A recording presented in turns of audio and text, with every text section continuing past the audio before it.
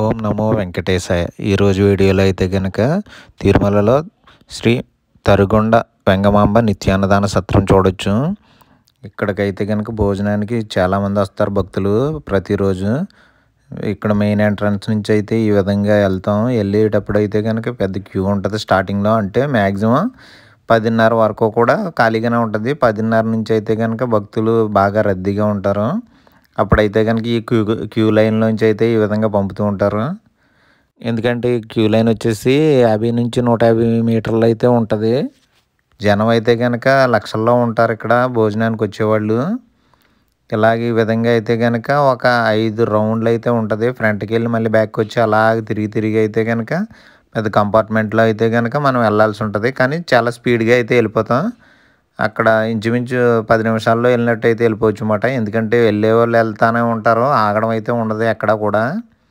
ఈ విధంగా మెయిన్ ఎంట్రన్స్కి వచ్చిన తర్వాత అయితే కనుక ఇక్కడైతే కనుక మళ్ళీ 4 కంపార్ట్మెంట్లు ఉంటాయి.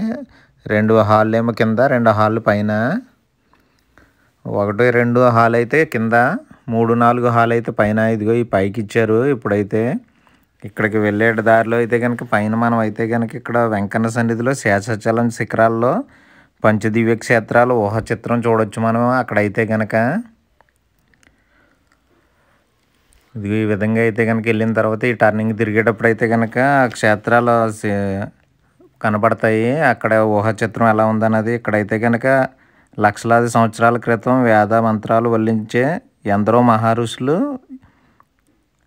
చెప్పే ఈ పంచక్షేత్రాలైన శ్రీశైలం, త్రిపురాంతకం, మహానంది, అహోబిలం నుంచి తిరుమల వరకు కనుక ఇది ఎలా ఉంటుంది అన్నది మ్యాప్ అయితే కనుక ఈ ఫోటోలో చూడొచ్చు మనం. లోపలికి వచ్చిన తర్వాత అయితే కనుక ఇదిగో ఈ విధంగా అయితే కనుక ఆల్రెడీ మనం వెళ్ళేటప్పటికి ఫ్రంట్ రో వాళ్ళకి అయితే కనుక ఆల్రెడీ వడ్డిస్తున్నారు.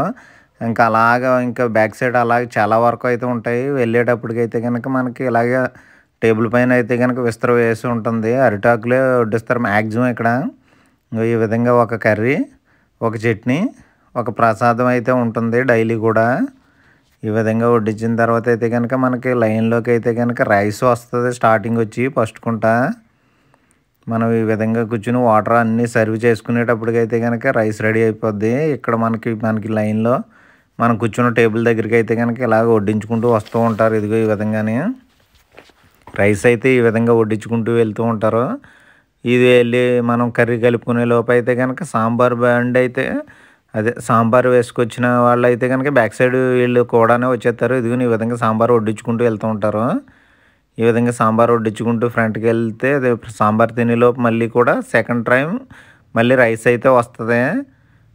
రైస్ వచ్చిన తర్వాత మళ్ళీ రసం వేస్తారు. రసం వేసిన తర్వాత మళ్ళీ అదే రైస్లో కొంచెం పక్కన ఉంచుకుంటూ మనకు మజ్జిగ అయితే వేస్తారు. ఇలాగా మజ్జిగ అన్నీ అయిపోయిన తర్వాత మనం ప్రశాంతంగా తినేసిన తర్వాత అయితే కనుక హ్యాండ్ వాష్ చేసుకుని అయితే కనుక బయటికి మళ్ళీ మెట్ల మార్గం నుంచి రావాల్సి ఉంటుంది మొత్తం కిందకి. అంటే సెకండ్ ఫ్లోర్లో ఒక 3-4 హాల్స్ కాబట్టి మనం అక్కడ చేసాం కాబట్టి కిందకు రావాలి.